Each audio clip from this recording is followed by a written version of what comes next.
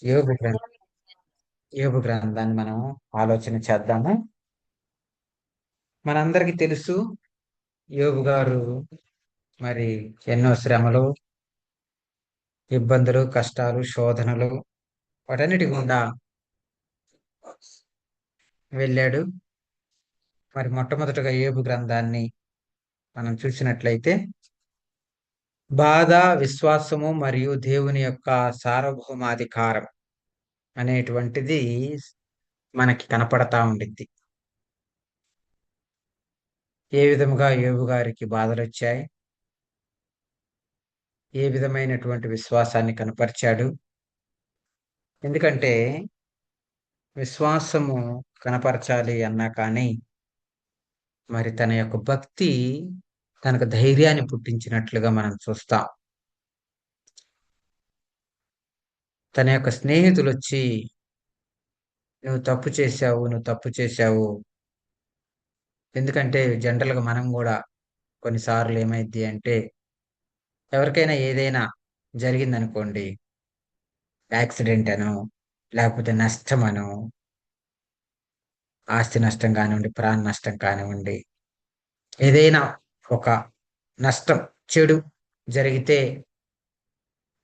Immediate గా మనందరి ఆలోచనలో వచ్చేటువంటి, మన అందరి యొక్క మెదడులోనికి వచ్చేటువంటి ఆలోచన ఏంటి అంటే వీళ్ళేం తప్పు చేశారో, వీళ్ళేం పాపం చేశారో, దేవుడు వీరికి శిక్ష విధించాడు అనేటువంటి ఆలోచన మనందరికి వచ్చింది. ఇది సహజమే. అది బైబిల్ కూడా అంగీకరిస్తుంది. అవునా? దుష్టుల మీదకి అకస్మాత్తుగా ప్రమాదము, విపత్తు వచ్చింది.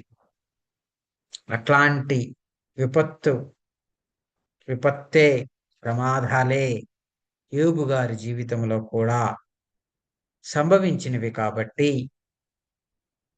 తన యొక్క స్నేహితులు దేవుని పక్షాన యోబు గారిని నిందించటము, లేకపోతే యోబుని నువ్వేదో తప్పు చేశావు, నువ్వేదో పాపం చేశావు, లేకపోతే ఇట్లాంటివి జరుగుతాయా, దేవుడు ఏమన్నా అన్యాయస్తుడా నీకు ఇలా చేయటానికి అని యోబు గారి స్నేహితులు యోబుని ప్రశ్నించటము, అడగటము, గుచ్చి జ్ఞాపకము చేసుకో నువ్వేం తప్పు చేశావో అని చెప్పటము. ఏవేమో లేదు లేదయ్యా, నేనేం తప్పు చేయలేదు, నేనేం పాపం చేయలేదు అని యోబు చెప్పటము. వాళ్ళు లేదు లేదు, జ్ఞాపకం చేసుకో, ఏదో చేస్తుంటావు, దేవుడు అట్లా అన్యాయం ఎట్లా చేస్తాడు, అకస్మాత్తుగా ఎంత విపత్కరమైనటువంటి పరిస్థితి ఎలాగొచ్చిద్ది, ఎప్పుడైనా అలా జరిగిందా ఎవరికైనా నీతిమంతులకి? నువ్వేమో నీతిమంతుడు అంటున్నావు, నీకేమో మరి ఇలా జరిగింది. ఇదంతా ఈ కేసే రివర్స్ గా ఉంది. మనం చూసినటువంటి చాలా వరకు కూడా అన్యాయస్తులకి, అనీతిమంతులకి, దుర్మార్గులకి, దుష్టులకి, ఎవరికైనా అన్యాయం చేసినటువంటి వారికే ఇలా జరిగింది. వాళ్ళ సంతానము భూమి మీద లేకుండా అకస్మాత్తుగా ఇలాంటివన్నీ జరిగేది అటువంటి వారికే కదా యోబు. ఇది మనకు తెలియందేముంది? కాబట్టి ఒకసారి జ్ఞాపకం చేసుకో, ఏదైనా పొరపాటు చేసుంటే నువ్వు దేవుని సన్నిధిలో ఒప్పుకో అని వాళ్ళు చెప్పటము. లేదు లేదు లేదు, నేను అట్లా చేయలేదు, అసలు మీరు ఆదరణకరమైనటువంటి మాటలు మీరు మాట్లాడట్లేదు, నాకు బాధాకరమైనటువంటి మాటలు మాట్లాడుతున్నారు, అసలు మీ యొక్క వైద్యం పనికి మాలినటువంటి వైద్యం. ఇక్కడ వైద్యం అనగా మానసిక మాటలు అన్నమాట. ఇవి చాలా ప్రభావితం చేస్తాయి మనుషుల్ని. మాటలు చాలా ప్రభావితం చేస్తాయి. కాబట్టి మాటలను ఎంత తక్కువ మాట్లాడితే వారి గురించి దేవుని యొక్క వాక్యం సెలవిస్తుంది, వారు వివేకులు అని సెలవిస్తుంది, వారు జ్ఞానవంతులు అంట. కాబట్టి మనం దేవుని యొక్క వాక్యం సెలవిస్తుంది, విస్తారమైనటువంటి మాటలలో దోషముండక మానదు. కాబట్టి మనం సరదాగా కూడా మాట్లాడుతా ఉంటాం. అట్లా అట్లా అది కొద్దిగా మాటలు జనరల్‌గా మన మధ్య అయి కాస్త విభేదాలకి, అది కాస్త మనస్పార్థాలకి దారితీసినటువంటి సందర్భాలు మీరు జ్ఞాపకం చేసుకున్నా, నేను జ్ఞాపకం చేసుకున్నా మన జీవితాల్లో అవి తటస్థపడతానే ఉంటాయి. కాబట్టి ఆహ్, హ్మ్, విస్తారమైనటువంటి మాటలు పనికి మాలిన వైద్యం అన్నది ఏంటి అంటే, ఆ మాటలే ఆయన్నింకా బాధ పెడతా ఉన్నాయి. కాబట్టి మీరు సరైనటువంటి వైద్యులు కాదు. మీ మాటలు సరిగ్గా లేవు అని మీరు ఆదరణ మాటలు మాట్లాడాల్సింది పోయి ఇటువంటి మాటలు మాట్లాడుతున్నారు. నా గురించి మీకు తెలీదా? అని యోబు అనటము. వాళ్ళ యొక్క స్నేహితులేమో ఏంటి నువ్వు ఇంకా వదరబోతు మాటలు మాట్లాడుతున్నావు అని వాళ్ళు చెప్పటం అనేటువంటిది. తర్వాత మరి ఇంకొక స్నేహితుడు రావటము. తర్వాత దేవుడు ఇంటర్ఫియర్ కావటము. సృష్టి గురించినటువంటి అనేక కార్యక్రమాలు నీ గురించి దేవుడు చెప్పటము. ఇలాంటివన్నీ కూడా మనము యోబు గ్రంథంలో మనం చూస్తాం ప్రియులారా. అయితే ఒక్కొక్కటిగా మనం చూసినట్లయితే మొట్టమొదటగా యోబు గ్రంథం యొక్క పరిచయం మనం చూసినట్లయితే యోబు గ్రంథాన్ని ఎవరు రాశారు అనేటువంటిది మనకి స్పష్టంగా లేదు గాని కానీ మోషే లేదా సొలొమోనుతో సంబంధం అంటే యాక్చువల్‌గా మనకి ఆదికాండం మోషే రాశాడు కదా! మొట్టమొదటి 5 కాండాలని మోషే గారు రాశారు. ఇక మనం మనం చూసాం బైబిల్ ఆర్డర్ అనేటువంటిది సమయాన్ని బట్టి, కాలాన్ని బట్టి మనం ఆర్డర్ చేయబడలేదు కానీ, మరి కాండాలుగాను, తర్వాత జ్ఞాన వాక్యాలుగాను, చరిత్ర పుస్తకాలుగాను, తర్వాత కావ్యకాండాలు లేకపోతే జ్ఞాన గ్రంథాలు అంటారు. యోబు నుంచి మరి పరమగీతాల వరకు. హ్మ్. తర్వాత యెషయా నుంచి మలాకి వరకు ప్రవక్తల గ్రంథాలు గాని, ఈ విధంగా మనకి ఆర్డర్ దాన్ని బైబిల్‌ని ఆహ్, ఆహ్, ఆర్డర్ క్రమపరిచినటువంటి విధానము దీనిని బట్టి క్రమపరిచారు. కాబట్టి యోబు గ్రంథము అనేటువంటిది ఇంచుమించు అబ్రహాము కాలానికి సంబంధించినటువంటి వ్యక్తయి అబ్రహాము, ఇస్సాకు, యాకోబు ఆ కాలానికి సంబంధించినటువంటి వ్యక్తి ఉండవచ్చు అనేటువంటిది ఒక ఆహ్, ఆలోచన స్కాలర్స్ అనగా పరిశోధన చేసి, పరిస్థితులను బట్టి, కాలాన్ని బట్టి, అక్కడుంటున్నటువంటి వాళ్ళు వాడిన పదాలను బట్టి ఇంచుమించు ఆ సమయానికి అయినటువంటి వ్యక్తి అనేటువంటిది మనం చూస్తాం. ఎందుకంటే యోబు యొక్క గ్రంథంలో ఇజ్రాయేలీయుల ప్రస్తావన మనకి కనపడదు. కాబట్టి ఇజ్రాయేలీయుల కంటే ముందే జరిగిండొచ్చు అనేటువంటిదొకటి. ఇక రెండోది యోబు గ్రంథంలో మనం చూసినట్లయితే మరి ఆస్తి దేనిని బట్టి నిర్ణయించబడినది, గొప్పవారు అని దేనిని బట్టి నిర్ణయించబడినది అనేటువంటిది మనం ఆలోచన చేస్తే వాళ్ళకుంటున్నటువంటి ఆహ్, హ్మ్, సంపద, ఆ సంపదంతా కూడా మరి లైవ్ స్టాక్స్ అన్నమాట. జంతువులను బట్టి మరియు గొర్రెలు గానివ్వండి, ఒంటెలు గానివ్వండి, 500 జతల ఎడ్లు గానివ్వండి, హ్మ్. వీటన్నిటిని బట్టి గాడిదలు కానివ్వండి, మరి దీనిని బట్టి వాళ్ళ యొక్క ఆ రోజులలో దాన్ని కాలిక్యులేట్ చేశారు. కాబట్టి ఇదే మనం చూస్తాం. పెద్ద ఆస్తికర్తగా అబ్రహాం ఉన్నాడు అంటాం. ఎందుకు అబ్రహాముకు గూడా మరి వాళ్ళకుంటున్నటువంటి దాసులను బట్టి వీళ్ళు గొప్పోళ్ళు, ఆసాములు, సామంత వాళ్ళు అనేటువంటి మాటని మనం ప్రయోగించటం జరిగింది బైబిల్‌లో. కాబట్టి యోబు మొదటి అధ్యాయం మనం చూసినట్లయితే ఇక్కడ ఉంటున్నటువంటి రాసినటువంటి పదజాలము ఆయనని ఆస్తికర్తగా ప్రయోగించినటువంటి ధనవంతుడిగా ప్రయోగించినటువంటి పదం ఏంటి అంటే లైవ్ స్టాక్స్‌ని బట్టి. కాబట్టి అబ్రహామును గూడా ఆ విధంగా మరి ప్రయోగించటం జరిగింది. కాబట్టి ఇది ఇంచుమించు అబ్రహాము ఆ కాలానికి ఆ సమీప కాలము అనేటువంటిది మనం ఆ సమయంలో జరిగి ఉండొచ్చు అనేటువంటిది ఊజు దేశమందు. అదే విధంగా మరి ఆ మరి బలులు అర్పించటం కూడా మనం చూస్తే తన యొక్క కుమారులకి వారికే బలులు అర్పించటం అనేటువంటిది మనం చూస్తాం. కాబట్టి వీటన్నిటిని బట్టి ఎట్లా ఒక ఒక స్కాలర్స్ ఎలా అనాలిసిస్ చేస్తారు, దేనిని పరిగణలోకి తీసుకుంటారు, ఎలా అప్రాక్సిమేట్ గా చెప్పగలరు ఇది పలాని కాలానికి సంబంధించినటువంటిది అనేటువంటిది ఎలా అంటే వీటిని బట్టి అన్నమాట. లైవ్ స్టాక్స్ ని బట్టి, మరి అదే విధంగా వాళ్ళు చేసినటువంటి క్రియలను బట్టి, వాళ్ళు మాట్లాడినటువంటి మాటలను బట్టి, వాళ్ళకుంటున్నటువంటి పిల్లలను బట్టి, వాళ్ళు బ్రతికినటువంటి వయస్సును బట్టి. అర్థమవుతుందా? ఎన్ని సంవత్సరాలు బ్రతికాడు? ఇంచుమించు 140 ఇయర్స్ దీని తర్వాత. కాబట్టి దానిని బట్టి ఓకే. ఇన్ని సంవత్సరాలు ఏ కాలం వాళ్ళు బ్రతికారు? ఓకే. పలాని కాలం వాళ్ళు. కాబట్టి ఇంచుమించు యోబు గూడా ఆ కాలానికి సంబంధించినటువంటి వ్యక్తి అయ్యుంటాడు అనేటువంటిది ఆహ్, స్కాలర్స్ అనాలిసిస్ చేస్తారనమాట. మనమైనా గాని. స్కాలర్స్ అంటే మనం గూడా బైబిల్ బాగా పరిశోధన చేస్తే మనకొచ్చినటువంటి ఆలోచన గూడా మనం హ్మ్, అది మన మీద నెమ్మదిని కలగచేస్తే అది మనకి గూడా ఓకే. మనకు గూడా అర్థమైద్ది. స్కాలర్స్ అంటే వాళ్ళు గూడా మనుషులే గదా! కాపోతే ఎక్కువ సమయం దాని మీద కేటాయిస్తారు. మనమేమో ఎక్కువ సమయం కేటాయించలేం. అదనమాట. మిగతా కొన్నిటిని అవైలబుల్‌గా వాడుకుంటారు రిసోర్స్‌ని. మనమేమో బైబిల్ చదివేసరికి సరిపోతా ఉంటది అట్లా. హ్మ్. సరే. సో, ఇందులో ఏంటి అంటే సాహిత్య రకం ఏంటి అంటే జ్ఞాన సాహిత్యం. దీంట్లో మనకి ఎంతో జ్ఞానయుక్తమైనటువంటి మాటలు మనకు కనపడతా ఉంటాయన్నమాట.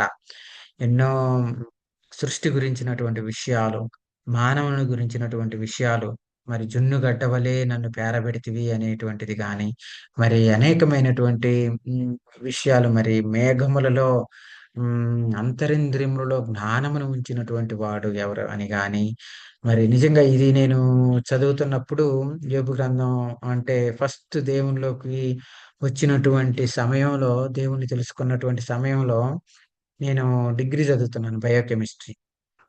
బయోకెమిస్ట్రీ మనం చూసినట్లయితే మన యొక్క శరీరంలో ఈ మెకానిజం అనేటువంటిది చాలా, చాలా సిస్టమాటిక్ గాను, చాలా జ్ఞానయుక్తముగా ఒక చర్య అమ్మటి ఒకటి, ఒక కెమికల్ రియాక్షన్ అమ్మటి ఇంకొక కెమికల్ రియాక్షన్ జరుగుతా ఉండిద్దనమాట.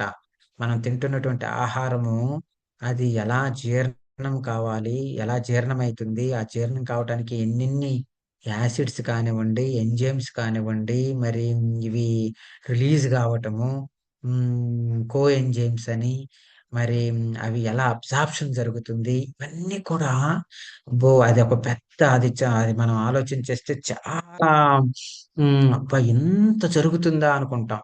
మనమేమో ఊరికే తినేసి ఆహ్, మన పనిలో మనం వెళ్ళిపోతాం. ఏది తినాలో తెలీదు. ఏది పడితే అది తింటాం. అదే పడి, పడి, పడి కొన్ని రోజులకి జబ్బుమయం చేసేస్తా ఉండిద్ది. సరిగ్గా మనం ఫాలో కాకపోతే కదా! కాబట్టి అక్కడ చూస్తే మనం యోబు గ్రంథం లాస్ట్ 42 వచ్చిన అధ్యాయాల్లో అంతరింద్రియములో జ్ఞానమును ఉంచిన వాడెవడు అనే మాటని నేను అప్పుడు చదివాను. అంటే ఒక్కొక్క సెల్‌లో, ఒక్కొక్క కణంలో ఎలా రియాక్షన్స్ జరుగుతున్నాయి. మరి డైజెషన్ సిస్టమ్‌లో కానివ్వండి, లివర్ ఫంక్షన్ కానివ్వండి, సర్క్యులేషన్ సిస్టమ్ కానివ్వండి, రీప్రొడక్షన్ సిస్టమ్ కానివ్వండి, రెస్పిరేటరీ సిస్టమ్ కానివ్వండి, ఇలా అన్ని సిస్టమ్స్ మనం చూస్తే ఎక్స్‌క్రీషన్ సిస్టమ్ కానివ్వండి, విసర్జన. కాబట్టి ఇవన్నీ కూడా ఎలా అంటే భలే మెకానిజం అన్నమాట. భలే మెకానిజం. హ్మ్. మానవుల్లో ఉంటున్నటువంటి నరాలు, మరి భూమిని గూడా చుట్టేయొచ్చు. మరి ఒక హార్ట్ పంప్ చేసేటువంటి రక్తం ఎన్నో మోటార్లతో సమానం. ఇట్లా అన్నీ కాలిక్యులేట్ చేసుకుంటే చాలా భలే ఉండిద్ది. అయితే అక్కడ ఒక మాట ఉండిద్దనమాట. అంతరింద్రియములో జ్ఞానమును ఉంచిన వాడెవడు? ఇదన్నిటి ఎట్ట జరుగుతున్నాయి అబ్బా! అనుకునేవాడిని. అప్పుడు నేను ఈ వాక్యం చదివాననమాట. చదువుతా ఉన్న క్రమంలో ఇది చదివాను. అప్పుడు అనిపించింది అబ్బా! వాట్ ఎ వండర్ అనేటువంటిది. మరి నక్షత్రములలో జ్ఞానం అని పెట్టింది. మేఘములు అన్న దగ్గర ఫుట్ నోట్ ఉండిద్ది. అంతరింద్రియములు అనేటువంటిది. ఆ వచనం చూద్దామండి లేతే. ఆ, వెళ్దాము వన్ బై వన్. దానికంటే ముందు ఇది ఒక్కటి చూద్దాము. మామూలుగా రాసుకోండి ఒకరు కావాలంటే. 38వ అధ్యాయము, 36వ వచనం. 38వ అధ్యాయం 36వ వచనం, జస్ట్ ఫర్ యువర్ రెఫరెన్స్ లే. అంతరింద్రియముల జ్ఞానముని మించిన వాడెవడు? హృదయమునకు తెలివినిచ్చిన వాడెవడు కదా? హృదయానికి తెలివినిచ్చిన వాడెవడు? కాబట్టి ఇవన్నీ చూస్తా ఉంటే వాటి వండర్ మేఘాలు, ఇది ఒక శాస్త్రం అన్నమాట. ఆ తమ్ముడు ఐఐటి భువనేశ్వర్లో చదువుతున్నాడు. అతను ఈ ఆస్ట్రాలజీ దీని మీద చదువుతా ఉంటాడు. ఈ పవనాలు ఎప్పుడు వస్తున్నాయి, వర్షాలు ఎప్పుడు వస్తాయి, వాతావరణం ఎలా ఉండిద్ది, ఎలా మారుతుంది, ఏంటి చేంజెస్ ఏంటి అనేటువంటిది వాతావరణాల గురించి. కాబట్టి ఈ మేఘాలలో అసలు ఎలా దానిలో జ్ఞానం ఉంచిన వారెవరు, అవి ఎక్కడ పడాలని, దాంట్లో వాటర్ స్టోర్ చేసుకోవాలని, ఇవన్నీ చూస్తే it's a wonder. It's a wonder. కాకపోతే మనం ఏంటంటే అన్ని యాజ్ ఇట్ ఈజ్ గా జరిగిపోతున్నాయి కాబట్టి మనం పెద్దగా పట్టించుకో. కుటుంబం సాఫీగా జరిగిపోతుంది అనుకోండి, పెద్దగా పట్టించుకో. ఒకసారి ఆ జాబ్, ఆ బిజినెస్ పోయింది, లేకపోతే మెయిన్ ఇన్కమ్ సోర్స్ పోయాడు, అప్పుడు కుటుంబం కుంటు పడుతుంది అనుకోండి, అప్పుడు అర్థమైద్ది అనమాట. అరే రే రే రే, ఇంత కష్టం అవుతుంది, ఇన్ని రోజులు సాఫీగా జరుగుతుంటే ఏం అర్థం కాలేదు మనకి అనేటువంటిది అప్పుడు తెలిసిద్ది. కాబట్టి ఇప్పుడు అన్ని సాఫీగా వెళ్తున్నాయి. మన శరీరంలో రియాక్షన్స్ కానివ్వండి, సృష్టిలో ఉదయం వస్తుంది, సాయంత్రం వస్తుంది, రాత్రి ఏర్పడుతుంది, మనం వండుకుంటున్నాం, లెగుస్తున్నాం, అన్ని యాజ్ ఇట్ ఈజ్ జరుగుతునేసరికి మనకు అర్థం కావట్లేదు. వాటన్నిటిని ఒక్కొక్కసారి మనం ఆలోచన చేస్తే, మరి ఆ అడవిలో ఉంటున్నటువంటి మృగాలకి జ్ఞానాన్ని ఇచ్చింది ఎవరు అని చాలా మాటలు మనం చూస్తాం. మీరు నిదానంగా బైబిల్ చదువుతా ఉంటే ఆ యోగ గ్రంథాన్ని మనకి ఇవన్నీ అర్థమవుతా ఉంటాయి అన్నమాట. కాబట్టి వీటన్నిటికీ జ్ఞానాన్ని పెట్టింది ఎవరు, ఎట్లా అవి నడుస్తున్నాయి, ఏంటి అనేటువంటిది, ఇవన్నీ కూడా మనం యోగ గ్రంథంలో చూస్తా ఉంటాం అన్నమాట. కాబట్టి వాటన్నిటి గురించినటువంటి డిస్కషన్, వాళ్ళ యొక్క వాదోపవాదనల్లో ఎన్నో జ్ఞానయుక్తమైనటువంటి మాటలు మనకి బయటకు వస్తా ఉంటాయి. అయితే ఒకటి గుర్తుపెట్టుకోవాలి, వీళ్ళు మాట్లాడినటువంటి మాటలన్నీ కూడా, అది యోబు గారు కానివ్వండి, లేకపోతే స్నేహితులు కానివ్వండి, వాటిల్లో కొన్ని మాత్రమే సత్యాలున్నాయి. స్నేహితులు కూడా సత్యాలు మాట్లాడారు. ఉమ్, యోబు సత్యం మాట్లాడాడు. అట్లానే ఎమోషనల్లో, సమస్యల్లో కొన్ని యోబు కూడా రాంగ్ గా మాట్లాడి ఉండొచ్చు. ఉమ్, మరి వీళ్ళు రాంగ్ గా మాట్లాడి ఉండొచ్చు. అందుకని లాస్ట్ లో యోబు అంటాడు, ఇదిగో నా జ్ఞానమునకు మించిన మాటలు నేను మాట్లాడి తిని, నన్ను క్షమించు ప్రభువా అని అంటాడు. ఒకటి పాయింట్ ఏంటి అంటే, మనము బైబిల్లో కొన్నిసార్లు, నేను నిన్న కీర్తన చదువుతున్నా ఒక అధ్యాయం, చదువుతున్నప్పుడు దావీదు అంటాడు, ప్రభువా నా శత్రువుల్ని నువ్వు సంహరించు, నువ్వు దిగిరా, నన్ను, వాళ్ళని సిగ్గుపరచు, వాళ్ళని అవమానపరచు, వాళ్ళు నా మీదకి వస్తున్నారు, ఏంటి ప్రభువా నువ్వు ఇంకా చూస్తా ఉన్నావు ఉమ్, అని శత్రువులని శిక్షించు అని మాట్లాడుతా ఉంటాడు. అది చదవంగులోనే నాకు ఇదేంటి అబ్బా ఇట్లా అంటున్నాడు అని. మామూలుగా మనం కొత్త నిబంధనలో మనకి బాగా మనకి తెలుసు కాబట్టి, దేవుని యొక్క వాక్యం, యేసుక్రీస్తు ప్రభువారు చెప్పినటువంటిది శత్రువులను క్షమించాలి అనేటువంటిది, అది దీనికి కాంట్రవర్సీగా ఉంది. మరి ఇదేంది, సరేలే పాత నిబంధన అని కొట్టివేయ అని అనుకుందాం అనుకున్నాం కాసేపు.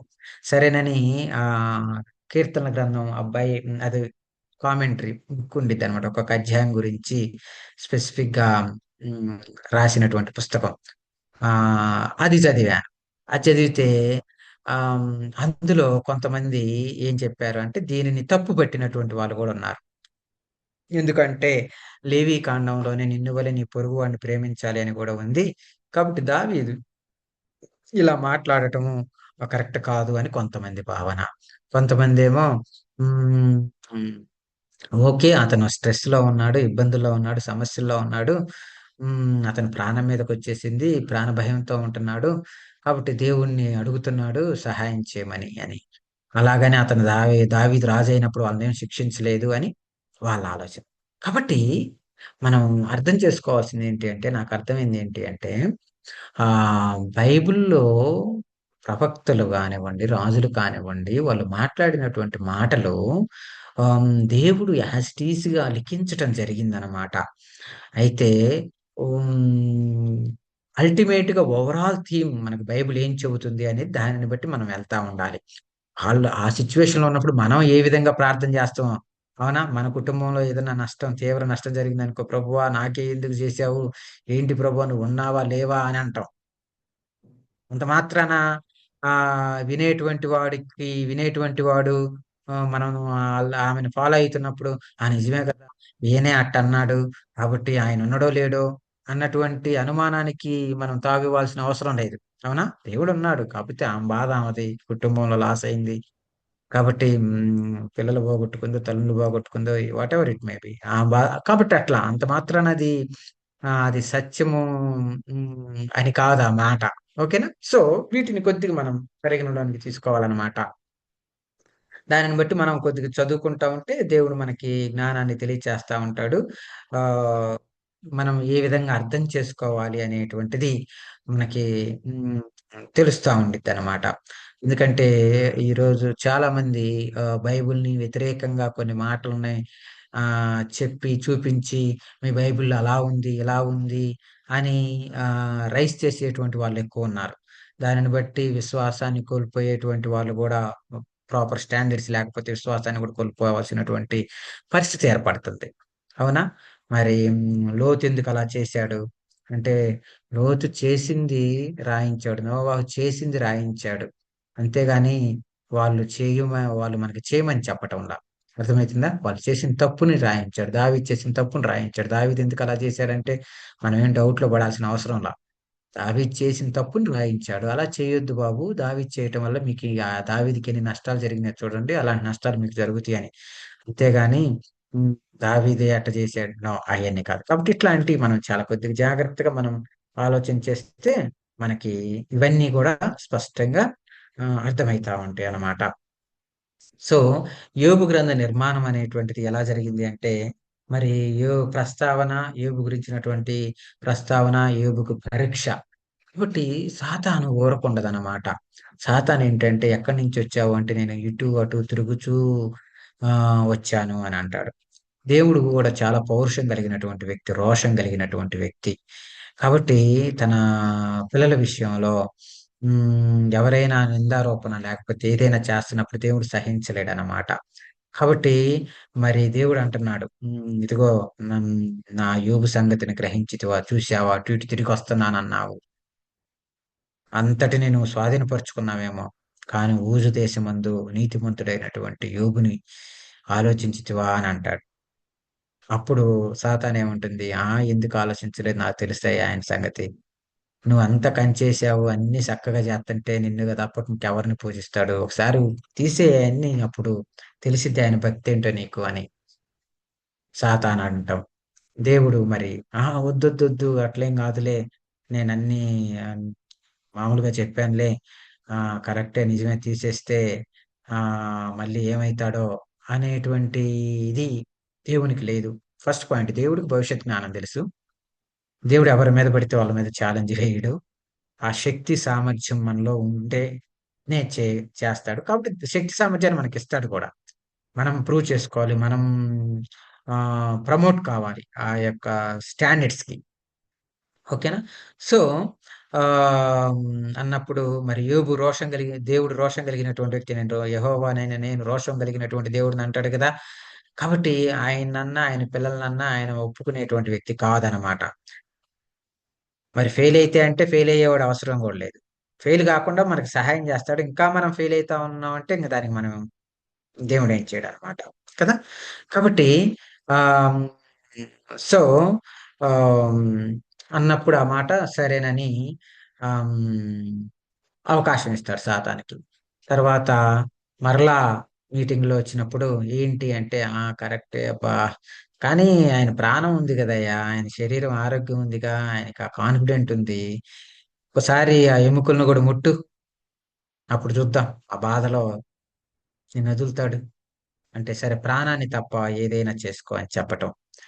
మరి ఇంకప్పుడు సాతాను ఇంకెంత బాధ పెట్టుండిద్దో ఆలోచించండి. ఎముకలలో ఎముకలను మొత్తటం అంటే మామూలు విషయమా కదా! ఎముకలు, ఎముకలు తగిలితేనే టంగున నొప్పొచ్చిద్ది. భరించలేని నొప్పి. అలాంటిది ఎముక అంతగా మరి మొత్తటం, మరి ఇంక అది మనం అంతా రాయటం అనేటువంటిది రాస్తే ఇంక భూమి మీద పట్టదనమాట. కాబట్టి కొన్ని కొంత కొంత దాన్ని ఇంక అర్థం చేసుకోవాలి మనం. కాబట్టి అంత నొప్పి, అంత బాధనమాట. సో, అయినా గాని ఇంక తర్వాత ఈ పాయింట్ ఏంటి? దేవుడిని దూషించాలి. ఆయన దూషించట్ల. సాతాను ఎవరిలో దూరింది? వాళ్ళ ఆవిడలో దూరింది. ఇంకా ఎందుకయ్యా నీ భక్తి, భక్తి, భక్తి, భక్తి అంటావు? దేవుడిని దూషించి చనిపోరాదా? మామూలుగా చనిపోరాదా? చనిపోకూడదా అనొచ్చు గదా! మామూలుగా చచ్చిపోతే అది గాదక్కడ. అక్కడేంటి? టెస్ట్ ఏంటి? యుద్ధం ఏంటి? లేపోతే పరీక్ష ఏంటి? వాళ్ళిద్దరి మధ్య సంభాషణ ఏంటి? సాతాను దేవుని మధ్య? దేవుని దూషించటం. కాబట్టి చూడండి వాళ్ళ ఆవిడొచ్చి ఎలా అంటదో. కాబట్టి కొన్ని సార్లు మనం ఆలోచించాలి. సాతాను ఏ రూపాలలో వస్తున్నాడు? ఎవరి ద్వారా వస్తున్నాడు? అవునా? ఒక్కొక్కసారి పెళ్లి గాకముందు అమ్మాయయినా చాలా బాగా ఆత్మీయంగా చక్కగా ఉంటారు. పెళ్ళై వచ్చిన తర్వాత ఇంక అందరూ ఒకే బాణీ అయ్యేసరికి ఈ అమ్మాయి గూడా అదే బానిలో ఎళ్ళిపోతా ఉండిద్ది ఒక్కొక్కసారి. కాబట్టి ఆలోచన చేయాలి.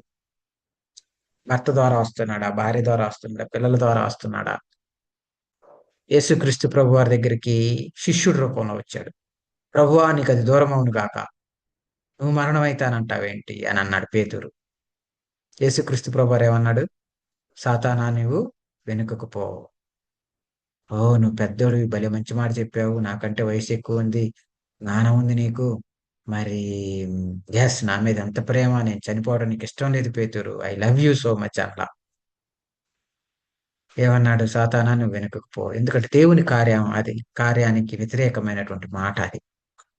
కాబట్టి మనం గూడా ఆలోచన చేయాలి. దేవుని కార్యాలు, దేవుని పనులు జరుగుతున్నప్పుడు మనము నెగెటివ్‌గా మనం ఏం మాట్లాడకూడదనమాట. దాన్ని ఎంతో కొంత పాజిటివ్‌గా మరల్చగలగాలి. అదే నైపుణ్యత అంటే. అదే సైనికుడి యొక్క నిజమైనటువంటి క్రీస్తు సైనికుడు. వేరే వాళ్ళు చేస్తుంటే మనం ఆహ్, చాలా సంఘాల్లో ఏం జరుగుతుంది కదా! ఇద్దరికి పడట్లేదనుకోండి. ఒకరు అరేంజ్ చేశారు. అప్పుడు అవి అన్నీ నెగెటివ్‌గానే ఎళ్ళాలనుకుంటా ఉంటారు. నెగెటివ్‌గా ఎళ్తుంటే సంతోషిస్తా ఉంటారు. అట్లా కాదనమాట. మనందరం దేవుని బిడ్డలం. ఒకే కార్యం జరుగుతుంది. కాబట్టి మనం సపోర్టివ్‌గా ఉండాలి. సపోర్టివ్‌గా అటువంటి సిట్యుయేషన్స్ మార్చాలి. వెంటనే టర్న్ చేయాలి.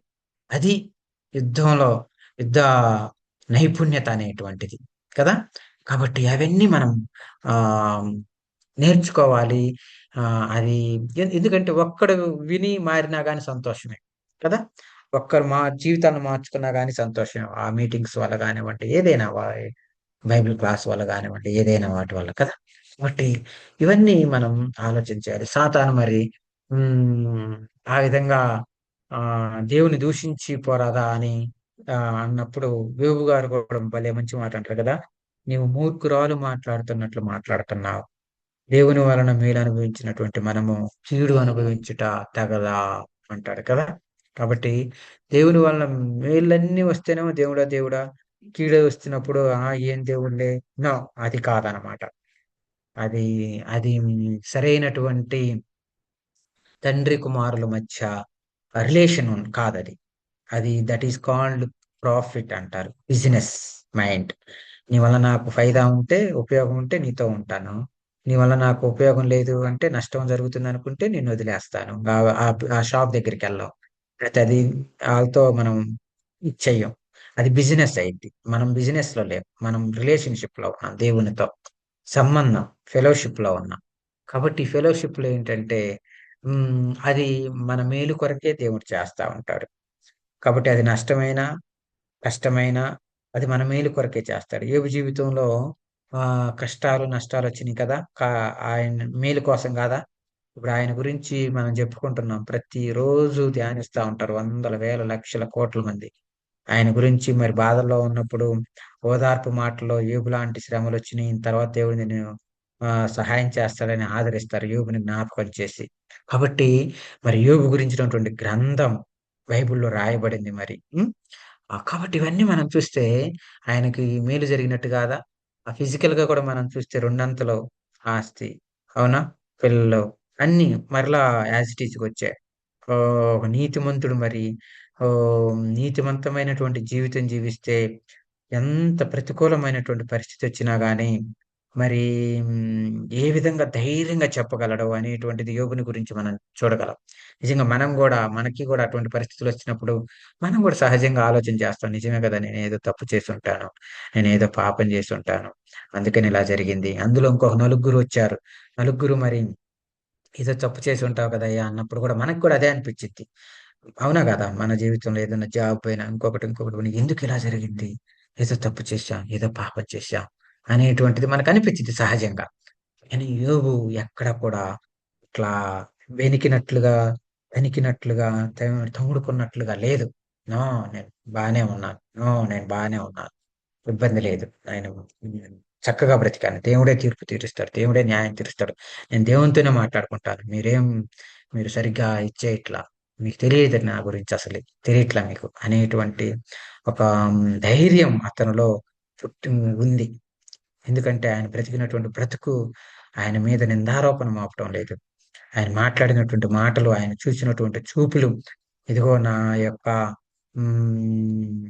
నేను యాడికి నడిచానో గూడా అవి లెక్క లెక్క పెట్టుకున్నాడు దేవుడు అంటాడు. అంటే నేను ఎటెళ్ళాను, నా కాళ్ళు ఎటెళ్ళాయి, కీడు చేయటానికెళ్ళాయా, మేలు చేయటానికెళ్ళాయా, నా చూపులు నేను ఏ యవ్వనస్తురాలిని ఎవ్వరిని నేను చూసినట్టు కాదు. ఒకటి నేను వస్తుంటేనే అందరికి అనేక మందికి హెల్ప్ చేసినోడిని నేను అనేటువంటి మాటలను మనం చూస్తాం కదా! కాబట్టి ఆ ధైర్యం అనేటువంటిది యోబులో మనం చూస్తాం. మనం, మనం కూడా అటువంటి బ్రతుకు బ్రతికితే మనం కూడా మనకొచ్చినటువంటి శ్రమలు, ఇబ్బందులు ఓకే. నాలాంటి ఆహ్, ఓకే. నాలో నాకు కూడా యోబు లాంటి చిన్న శ్రమలొస్తున్నాయని మనం అనుకోవచ్చు. కానీ మనం పాపం చేయటం వల్ల, తప్పులు చేయటం వల్ల కూడా శ్రమలొస్తాయి. చాలామంది క్రైస్తవులు చేసేయన్ని పొరపాట్లు చేస్తా ఉంటారు. శ్రమలు రాంగానే అయ్యో! నాకు యోబు లాంటి శ్రమలొచ్చినియి అంటారు. అది వాళ్ళకే తెలియాలి. నాకే తెలియాలి అది కదా! కాబట్టి ఎందువల్లొచ్చినియి అనేటువంటిది పరిశీలన చేసుకోవటం కూడా చాలా ఇంపార్టెంట్. హ్మ్. కాబట్టి స్నేహితులు అదే చెబుతున్నారు. "ఏదో తప్పు జరిగి ఉండిద్దయ్యా! నువ్వు జ్ఞాపకం చేసుకో, సరి చేసుకో" అని. ఈయన అటువంటి తప్పు చేయలేదు కాబట్టి స్ట్రాంగ్‌గా ఉన్నాడు. ఓకే. సో, ఇది స్నేహితులతో యోబు పరీక్ష, తర్వాత 3-31 వరకు సంభాషణలు మరి మనం చూసాం. మరి తర్వాత ఏలీహు ఉపన్యాసాలు మరి తర్వాత ఈళ్ళేమో కొద్దిగా వయసు పైబడిన వారు. ఏలీహేమో కొద్దిగా వయసు చిన్నవాడనమాట. కాబట్టి ఈ ముగ్గురు ఆ యోబుతో మాట్లాడుతా ఉంటే ఇంకీయనేమి మాట్లాడలేకపోతా ఉంటాడు. చిన్నోళ్ళు మధ్యలో కలగజేసుకోరు గదా! కాబట్టి ఇంకా యోబు ఇంక అసలు నో నేను తప్పు చేయలేదన్నప్పుడు వాళ్ళు గూడా వాదించి, వాదించి ఇంగ ఆగిపోతారు. అప్పుడు ఏలీహు ఎంటర్ అయితాడు. ఏలీహు కొద్దిగా బాగుంది అనిపించింది నాకైతే. అప్పుడు అందరియి బావున్నాయి. అందరూ చెప్పాను కదా! ఫస్ట్‌లోనే 80-90% సత్యాలు మాట్లాడారు. కొద్దిగా తెలిసి తెలియక అటు ఇటు అయ్యి మాట్లాడి ఉండొచ్చు. మాట్లాడతారు. సో, ఆహ్, ఇప్పుడు ఏలీహు చాలా బాగా అంటాడు. మీరు ఆహ్, గొప్పోళ్ళు, పెద్దోళ్ళు కానీ ఏంటి యోబు నువ్వు అంతే ఉన్నావు. ఏంటి స్నేహితులు మీరు గూడా ఆయన మాటలకు ప్రత్యుత్తరం ఇయ్యట్లేదు. ఈ విధంగానా? అది కాదయ్యా! అది శిక్షణతో కూడినటువంటిది. శిక్షణ దేవుడు ఏదో నేర్పిస్తున్నాడు యోబుకి అనేటువంటి కొన్ని మాటలు మాట్లాడతాడు. అవి 32-37 వచనాల వరకు అధ్యాయాల వరకు మనం చూడగలం. తర్వాత ఇలా అందరూ మాట్లాడుకోంగా ఇంగ దేవుడు ఎంటర్ అయితాడు. దేవుడు ఎంటర్ అయ్యే సమయం ఉండిద్ది. ప్రతి సిట్యుయేషన్‌కి దేవుడు ఒక పాయింట్‌లో ఎంటర్ అయితా ఉంటాడు. అప్పటి వరకు మనం వెయిట్ చేయాలి. కదా! కాబట్టి దేవుని ఉపన్యాసాలు మనం 38-41 వరకు చూస్తాం. హ్మ్. ఉపసంహరణ, యోబు పునరుద్ధరణ అనేటువంటిది 42వ అధ్యాయంలో మనం చూస్తాం. ఓకేనా? హ్మ్. సో, మెయిన్ 1, 2లో మనం చూస్తే యోబు యొక్క నిర్దోషత్వం, నీతిమంతుడు మరి దేవుడు యోబుని గురించిన సాక్ష్యం ఇవ్వటము, దేవుడు, సాతాను మధ్య సంభాషణ, సంపద, పిల్లలు ఆరోగ్యం కోల్పోవటం, యోబు స్పందన మరి ఆ సమయంలో గూడా నేను ఒంటరిగా వచ్చాను. నేను ఒంటరిగా వెళ్తాను. యెహోవా ఇచ్చెను. యెహోవా తీసుకొనెను. యెహోవా నామమునకే మహిమ కలుగును గాక అని దేవుణ్ణి ఆరాధించటం. ఇట్స్ ఎ వండర్ అన్నమాట. ఒక్కసారిగా అన్ని లాసులు జరిగితే దేవుని ఆరాధించడం, దేవుని మీద మనసు పెట్టడం అనేటువంటిది సహజంగా మనం కోల్పోతాం. కానీ యోబు అలా కాదనమాట. అది మనం 1, 2 అధ్యాయాల్లో మనం చూస్తాం. మరి తర్వాత యోబు యొక్క విలాపము. మూడో అధ్యాయంలో మనం ఏం చూస్తామంటే తన పుట్టిన దినాన్ని శపించుకోవటం అనేటువంటిది మనం చూస్తాం. ఇదిగో నేను పుట్టకుండా ఉంటే ఎందుకంటే అంత బాధ, అంత ఇబ్బంది, ఎముకలు నలిగిపోతున్నాయి. హ్మ్. ఎముకలు ఇరిగినోళ్ళకి తెలిసిద్ది ఆ బాధ. కాబట్టి అటువంటి బాధలో ఇదిగో నా తండ్రికి ఒకడు నీకు కుమారుడు పుట్టాడు అన్నటువంటి సమాచారం తీసుకొచ్చకుండా దినం లేకుండా ఉంటే సరిపోయిద్ది అని అన్నాడు. నేను పుట్టకుండా ఉండి ఉంటే బాగుండేదంటున్నాడు. కొన్ని సత్యాలు మనకి చూస్తాం. పుట్టకపోయినా గాని మనం ఉంటున్నాము అనేటువంటిది మనం చూస్తాం కదా! అంటే దేవుని దగ్గర ఉంటున్నాం మనము. దేవుని దగ్గర నుంచి మనం వచ్చిన వారము అనేది మనకు అర్థమైతుందనమాట. అవునా? హ్మ్. కాబట్టి ఆహ్, హెబ్రీయులు రాసిన పత్రికలో అనుకుంటాను. అబ్రహాము విషయంలో లేవీయులు 10వ భాగం అబ్రహాం ఇస్తే 10వ భాగం లేవీయులు కూడా 10వ భాగం ఇచ్చారు అన్నట్టుగా అక్కడ ప్రస్తావించడం జరిగింది. కదా! కాబట్టి అంటే ఏంటంటే గర్భంలో ఉన్నాడు. అబ్రహాం గర్భంలో. అంతే కదా! ఇస్సాకు ఆహ్, యాకోబు గర్భంలో ఉన్నారు. యాకోబు నుంచి ఇస్సాకు గర్భంలో ఉన్నారు. ఇస్సాకు నుంచి అబ్రహాం అట్లా. సో, పాయింట్ ఏంటి అంటే నేను ఆహ్, హ్మ్, నేను లేకుండా ఉండి ఉందును అంటాడు. మరి అదే విధంగా ఒక్క నిమిషం ఛార్జింగ్ పెడుతున్నా.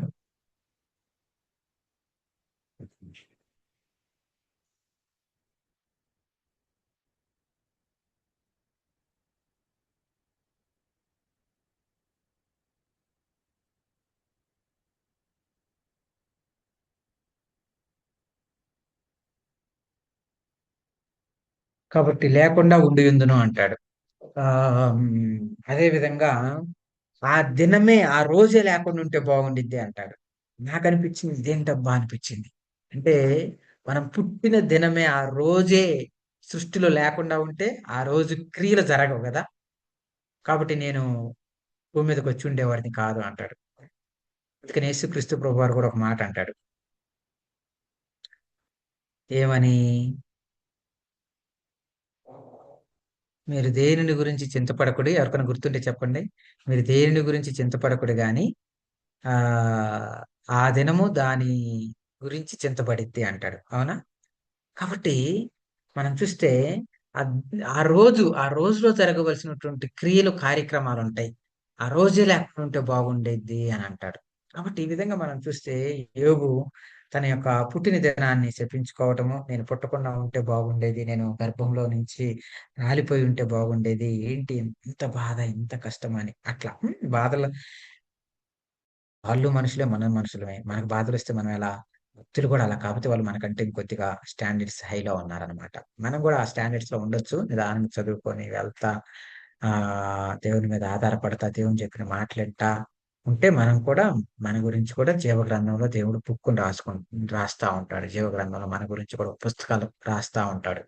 ఓకేనా? కాబట్టి ఆ పుస్తకాల్లో మన గురించి గొప్పగా దేవుడు రాసుకునే విధంగా మనం ఉండాలి. ఎందుకంటే దావీదంటాడు గదా! నా కన్నీళ్ళు నీ యొక్క బుడ్డిలో దాచబడినవి. నీ కవితలలో రాయబడుతున్నవి. కాబట్టి మనందరి గురించి ఒక్కొక్కరి గురించి ఒక్కొక్క జీవ గ్రంథం ఉంది. ఆ జీవ గ్రంథంలో రాస్తాడు. వీళ్ళ గురించయితే ఈ జీవ గ్రంథంలో రాశాడు. మన గురించి ఆయన దగ్గర ఉన్నటువంటి జీవ గ్రంథంలో రాసుకుంటా ఉంటాడనమాట. ఓకే. సో, ఇంకా మొదటి సంభాషణ పాపం ముగ్గురు స్నేహితులను గూడా యాక్చువల్‌గా మనం అప్రిషియేట్ చేయాలి. వాళ్ళెందుకంటే పాపం ఎంతో దూరం నుంచొచ్చారు. మన స్నేహితుడికి ఇలా జరిగిందని. వచ్చిన వాళ్ళు ఎంతో దూరంగా ఉండి ఆయన్ని చూసి అక్కడే బూడిద పోసుకొని మరున్నారు. వారం రోజులు గూడా మరి ఏం మాట్లాడటానికి తెగించకుండా ఆయనతో పాటే ఉన్నారంట. వాట్ ఏ కమిట్మెంట్ కదా! 7 రోజులు గూడా ఆయనతో పాటే ఉన్నారు. ఎందుకంటే యోబు పరిస్థితి అలా ఉంది. ఇంకా ఎన్ని రోజులని ఓపిక పడతారు? కాబట్టి వాళ్ళు "ఏంటయ్యా? ఏం జరుగుతుంది? నీ భక్తి నీకు ధైర్యం పుట్టించదా? ఏం జరుగుతుంది?" అని వాళ్ళు మాట్లాడటము. హ్మ్. ఈ పాపం వల్లే ఈ బాధలు, ఈ సమస్యలు అని వాళ్ళు చెప్పటము. మరి ఇలా దేవుడు న్యాయవంతుడు, పశ్చాత్తాపం అవసరం. దేవుడు అన్యాయస్తుడా? దేవుడు అన్యాయం చేయుట అసంభవము. చాలా మంచి మాటలు మాట్లాడారు కదా! చాలా మంచి మాటలు మాట్లాడారు. దేవుడు అన్యాయం చేయుట అసంభవం. దేవుడెందుకు జేస్తాడు ఇలా నీతిమంతుడికి? ఏదో జరిగుండిద్ది ఆలోచించరాదు కొద్దిగా. ఏదో పశ్చాత్తాపం అవసరం. నువ్వు నీవే పరిశుద్ధుడివి నీతిమంతుడు అనుకుంటే ఎట్లా? ఆ కొద్దిగా ఆలోచన చెయ్యి అని చెప్పటము.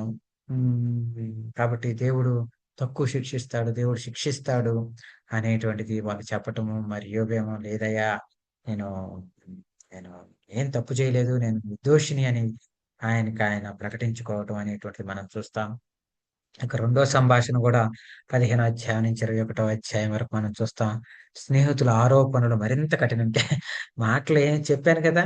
అనే విస్తారమైన మాటలో దోషం ఉండక తప్పదు. ఫస్ట్ స్లోగా స్టార్ట్ అయిద్ది. ప్రేమగా స్టార్ట్ అయిద్ది. అట్లా కాదు, ఇట్లా కాదంటే వీడు వినట్లేదని ఏమనుకుంటాం మనం కూడా.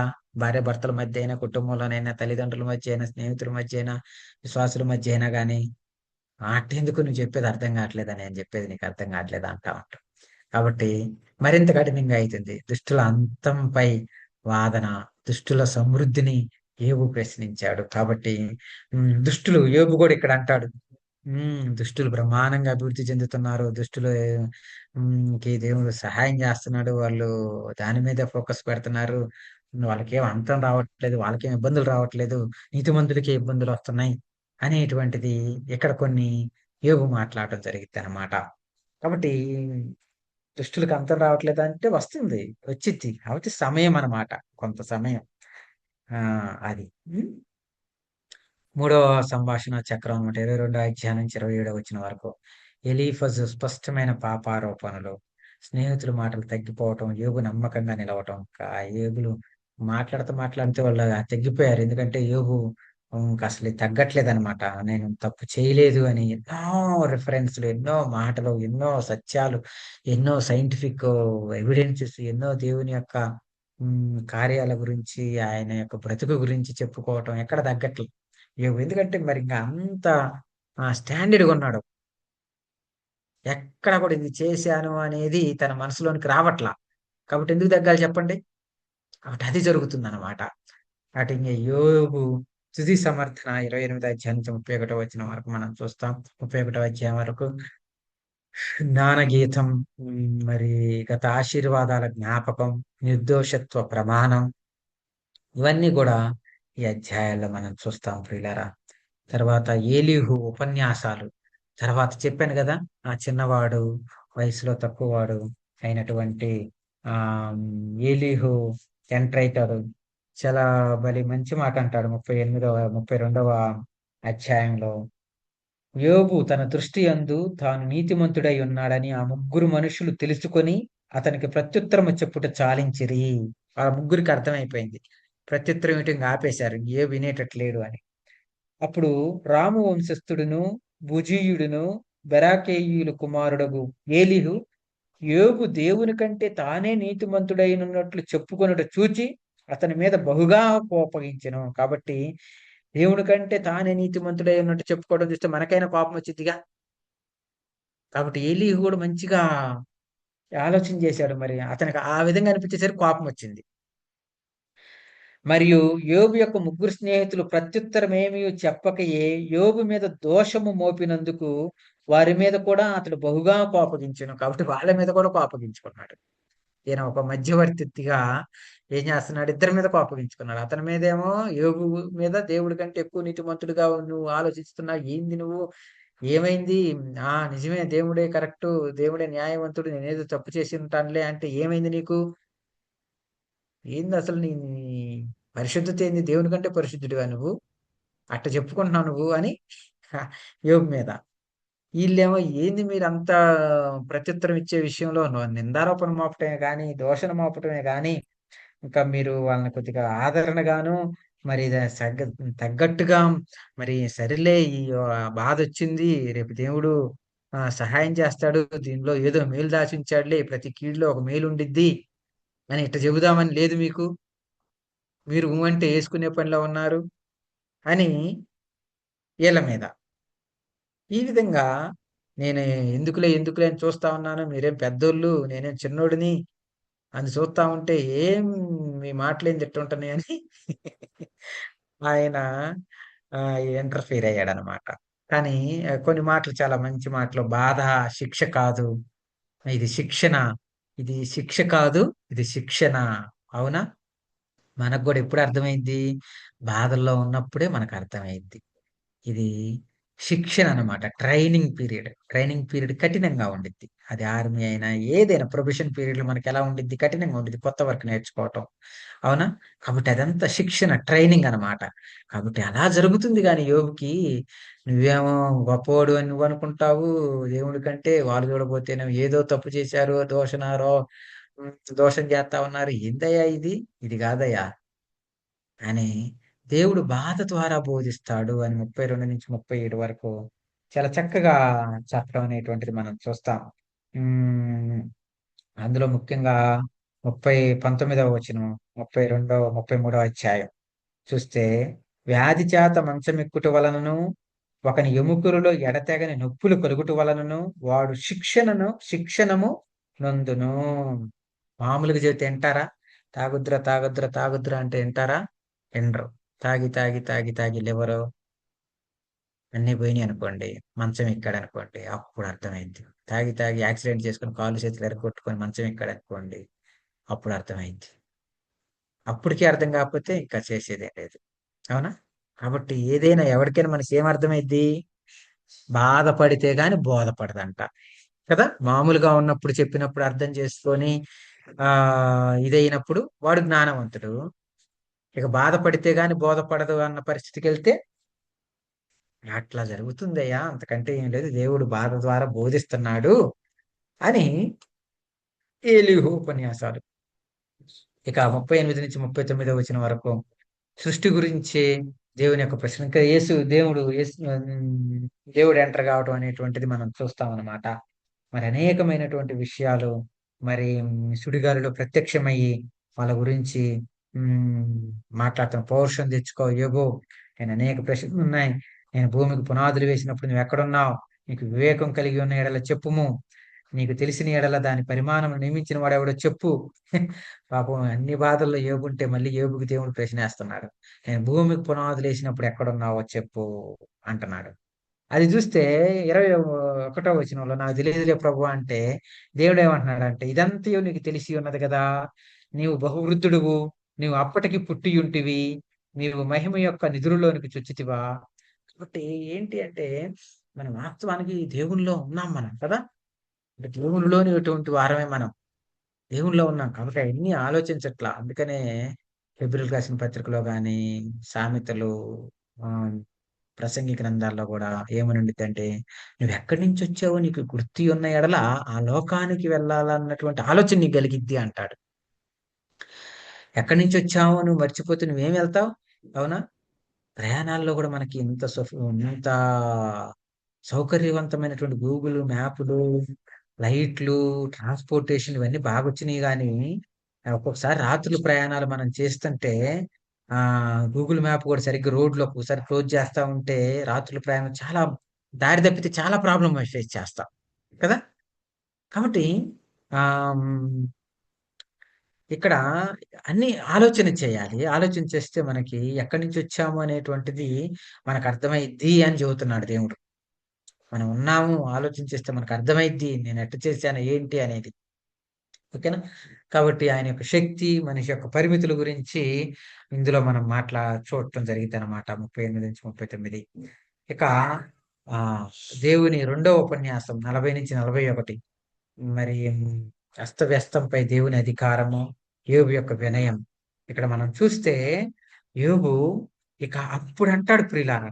ఏమంటాడో తెలుసా? నేను నీచుడను అంటాడు. 40వ అధ్యాయము 4వ వచనం. చిత్తగించుము, నేను నీచుడను. నేను నీకు ఏమని ప్రత్యుత్తరం ఇచ్చెదను? నా నోటి మీద నా చేతిని ఉంచుకొందును అని అప్పుడు యోబు ఈ మాట మాట్లాడుతున్నాడు. ఎప్పుడు మాట్లాడుతున్నాడు? దేవుని యొక్క ప్రత్యక్షతలో, దేవునిని దేవుని యొక్క మహిమలో ఏమంటున్నాడు యోబు? అయ్యా! నేను నీచుడను. అంటే ఆయన మహిమలో ఎలా ఉంటున్నాం మనం? నీచులము. ఆయన ప్రత్యక్షత కలిగినటువంటి, మహిమ కలిగినటువంటి మహారాజు.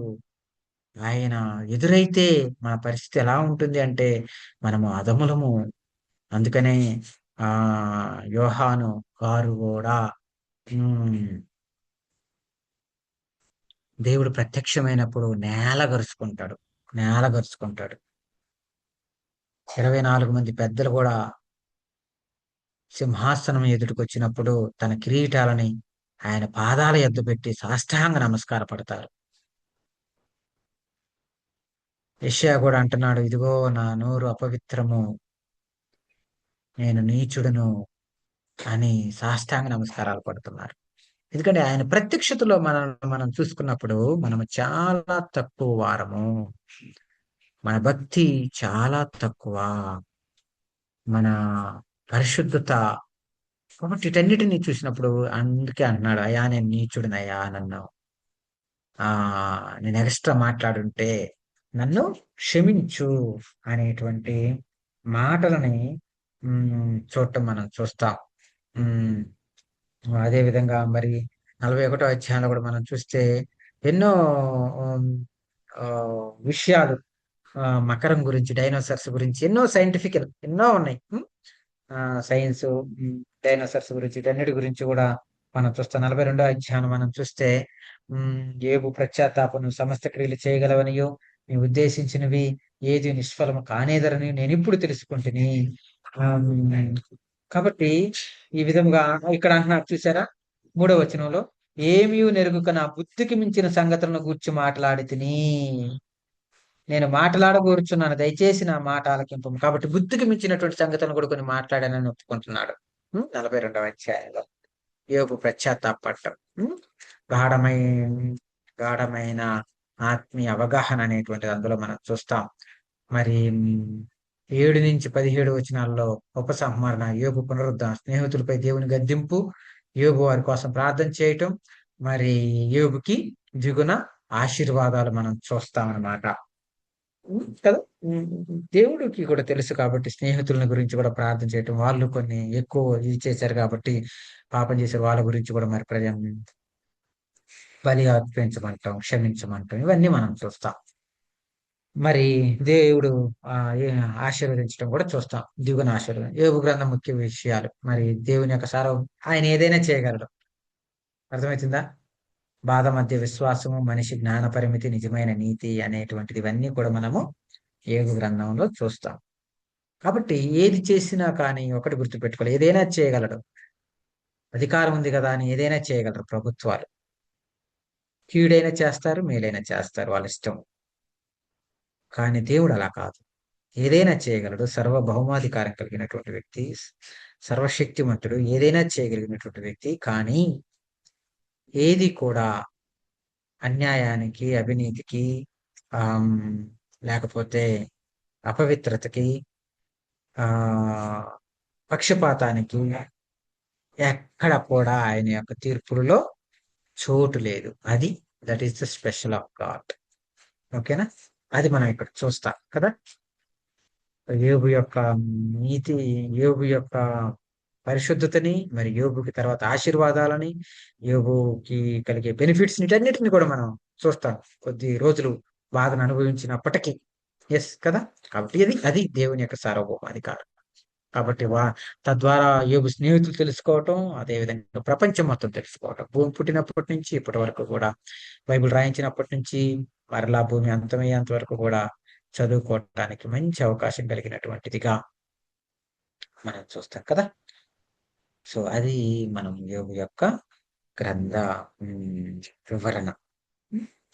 ఎవరికైనా ఏమన్నా డౌట్స్ ఉన్నాయా? లేకపోతే చివరగా ఒకరు ప్రార్థన చేస్తే మనం ముగించుకున్నాం. క్లియరా?